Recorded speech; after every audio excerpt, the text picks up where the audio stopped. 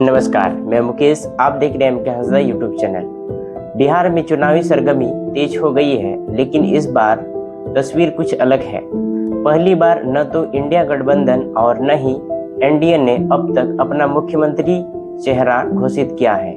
वहीं दूसरी ओर महागठबंधन में सीट बंटवारे को लेकर खींचताना जारी है अभी भी। इस बीच आरजेडी ने नामांकन की आखिरी दिन अपनी प्रत्याशी की सूची जारी कर दी है और पहले चरण में कुल 1314 उम्मीदवार मैदान में उतर चुके हैं। क्या है इस बार बिहार चुनाव राजनीतिक में नए समीकरण बनेंगे? आइए जानते हैं पूरी रिपोर्ट। बिहार विधानसभा चुनाव के दूसरी और आखिरी फेज के लिए नॉमिनेशन की प्रक्रिया सोमवार को खत्म हो गई। चुनाव आयोग के मुताबिक पहले फेज के चुनाव के लिए कुल 1314 उम्मीदवार मैदान पे हैं। 300 से अधिक प्रत्याशी के पर्चे खारिज हो गए। 61 प्रत्याशियों ने अपना नाम वापस किए। 243 सदस्य विधानसभा की 121 सीटों पर 6 नवंबर और दूसरे फेज की 122 सीटों के लिए 11 नवंबर को मतदान होना है। दूसरे फेज के लिए प्रत्याशियों की स्थिति 23 अक्टूबर को साफ होगी। अब तक के आंकड़ों के मुताबिक महिलाओं को टिकट देने के मामले में आरजेडी ने मारी है बाजी। आरजेडी ने 24 और कांग्रेस ने 5 महिलाओं को कैंडिडेट को टिकट दिया है।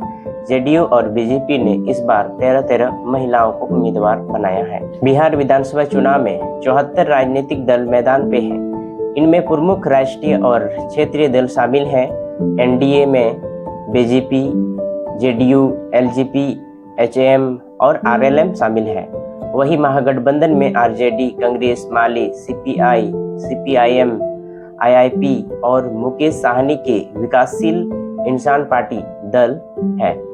प्रशांत किशोर की पार्टी जनसुराज और आम आदमी पार्टी आप सभी 243 सीटों पर चुनाव लड़ रहे हैं। दूसरी फेज के आखिरी दिन तक इंडिया गठबंधन में फूट टिकट बंटवारे पर नाराजगी और अंदरूनी बगावत देखी। आरजेडी ने तो नॉमिनेशन का समय खत्म होने से 7 घंटे पहले पहली बार 143 उम्मीदवार की लिस्ट जारी की। इससे पहले उसके प्रत्याशी नॉमिनेशन भरते रहे। बिहार चुनाव में ऐसा पहली बार हुआ है कि इंडिया और इंडिया गठबंधन ने टिकट बंटवारे के लेकर कोई ज्वाइंट प्रेस कॉन्फ्रेंस नहीं किया। सभी दल नॉमिनेशन के आखिरी तारीख तक लिस्ट जारी करते रहे। इंडिया और महागठबंधन में सीएम फेज को लेकर खींचतान अभी भी जारी है। पहली बार दोनों तरफ से कोई नाम सामने नहीं आया है। आरजेडी इस बार सबसे ज्यादा सीटों पर लड़ रही है, लेकिन कांग्रेस और वामपंथी दलों के साथ सीट शेयरिंग पर तानातानी दिखी। कांग्रेस को पिछली बार मिली 66 में से सिर्फ 19 सीटें मिली थी, इसलिए इस बार उन्हें 61 पर सीमित कर दिया गया।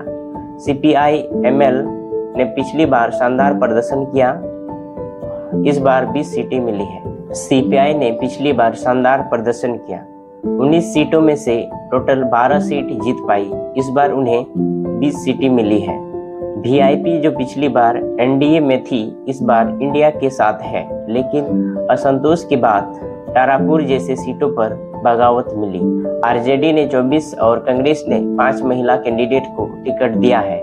जेडीयू और बीजेपी ने इस बार 13 महिलाओं को उम्मीदवार बनाया है।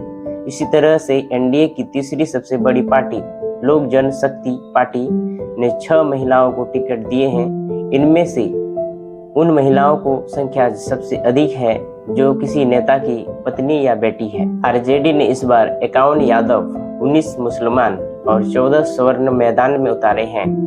कुशवाहा पर आरजेडी का खासा फोकस है। पार्टी ने 11 कुशवाहा प्रत्याशी को टिकट दिया है। 2020 के चुनाव में आरजेडी ने 58 यादव, 8 कुशवाहा समाज के प्रत्याशी को मैदान में उतारा था, जबकि 7 सीट पर वैश्य समुदाय से आने वाले जाति को टिकट दिया था। 13 सीट पर स्वर्ण, 15 सीटों पर मुस्लिम प्रत्याशी उतारे हैं।